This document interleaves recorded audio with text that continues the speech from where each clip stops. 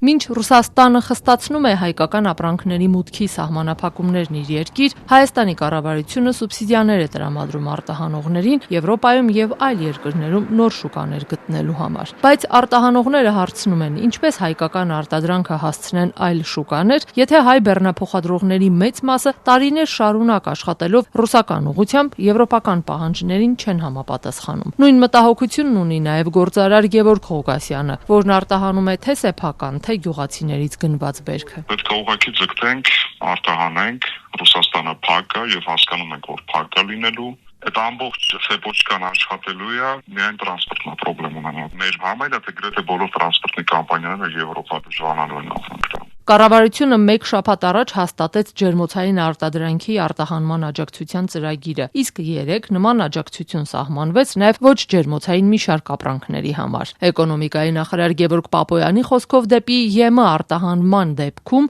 կփոխհատուցվի մաքսատուրքի 8.5-ից 14.8%, իսկ ոչ ԵՄ երկրների դեպքում նաև տրանսպորտային ծախսերի զգալի մասը։ Նախարարի խոսքով հայկական արտադրանքն արդեն արտահանվել է Վրաստան, Հունաստան, Ուկրաինա, Ղազախստան, Նիդերլանդներ, Գերմանիա եւ այլ երկրներ։ Այստեղ սահմանափակում չկա, ինչքան շատ արտահանեն, մենք այդ ամբողջ ծավալը կսուբսիդավորենք եւ ուրախությամբ պետք է արձանագրեմ, որ ամեն հաջորդ օրը ծավալները շարունակական մեծանում են։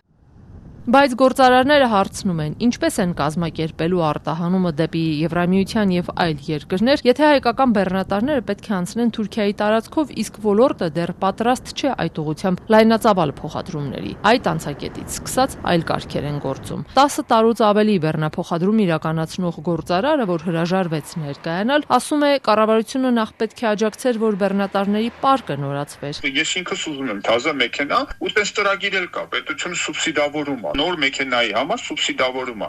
Արժեքի 30%-ը ես եմ վճարում, մնացած 70%-ը լիզինգ ընկերությունն է վճարում, վարկի տոկոսները փակում է պետությունը։ Բայց դրա ամսական վճարը կազմում է մոտ 1 միլիոն դրամ։ Պատրաստ ենք այդ 1 միլիոն դրամ լիզինգը վճարելու։ Ես էլ պետքա վաստակեմ, չէ՞։ Վարորդին պետքա վճարեմ, ես այդ բոլոր ծախսերը պետքա հանեմ ու 1 միլիոն դրամի պետքա լիզինգ վճարեմ։ Արդյոք մեր շուկան պատրաստ է այդ ամեն ինչին անելու։ Հիմա մենք այդ մեքենաների ինչ անենք, այդ մեքենաների դեռ վարկերը, լիզինգները փակված չի։ Մեր զրուցակիցը, որ սեփական ընկերությունն ունի, ասում է, խնդիր է նաև վարորդների վիզաների հարցը։ Ներկայանալ չցանկացող այս տղամարդն ասում է, հայաստանցի քանի բեռնատարի վարորդ մուլտիվիզա ունի կամ քանիսը կարող է դա արագացված կարգով ստանալ։ Բեռնափոխադրողը պատմում է, Հայաստանում անցել է միջազգային բեռնափոխադրողի վկայական ստանալու համար անհրաժեշտ դասընթացը, սակայն մինչ օրս չի հրավիրվել քննության։ Իսկ առանց այդ վկայականի չի կարող լիարժեք աշխատել եվրոպական եւ այլ ուղղություններով։ Պետությունը օրենք հանեց վարորդների վերապատրաստման։ Ուրեմն հունվար ամսին ես գնացել եմ վերապատրաստման, տիր ասոցիացիայում դասընթացների եմ գնացել, մինչև հիմա ես քննություն չեմ տվել, որին վկայականը ստանամ։ Ես արդեն մոռացել եմ ինչ եմ սովորել։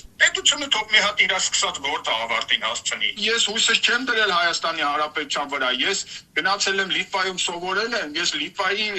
միջազգային բեռնափոխադրողի սերտիֆիկատ ունեմ։ Մի քանի տասնյակ հազարի հասնող բեռնատարների վարորդներ ըստ մեր զրուցակցի ամեն օր իրենց փակ խմբերում քննարկում են, ինչպես եղավ, որ իրենք լուսանցքում հայտնվեցին։ Նեղսրտած են հայկական բերքն իրենց փոխարեն թուրքական ու վրացական բեռնատարներն են փոխադրում։ Ամենառաջին հերթին պետք է մեծ շահերը պահի երրորդ երկրի բեռնափոխադրողներից։ Մեր ամենաթույլ տեղն է։ Հիմա իրանք կասեն նորից դա ազատ շուկա է, նորից նույն երգն են երգելու, նույն հեքիաթն են մեզի պատմելու։ Չգիտեմ, ինչ որ մի հատ ծրագիր պետք է մշակվի։ Հայ բեռնափոխադրողի ծառայություններից իրանք օգտվեն։ Մեր մասնագիտական անգրագիտության պատճառով այդ շուկան մեր ձեռքից գնացել է։ Բեռնափոխադրողների խոսքով ռուսական սահմանափակումների ֆոնին նրանք արդեն դժվարությամբ են կարողանում նաև Ռուսաստանից եւ Բելարուսից ապրանքներ մուծել Հայաստան։ Ասում են, եթե նախկինում Հայաստանից բեռնված մեքենաները հետադարձ ճանապարհին Ռուսաստանից դատարկ չէին վերադառնում եւ ներմուծում էին իրականացնում, ապա այժմ ըստ նրանց այդ հնարավորությունը նույնպես սահմանափակվում է։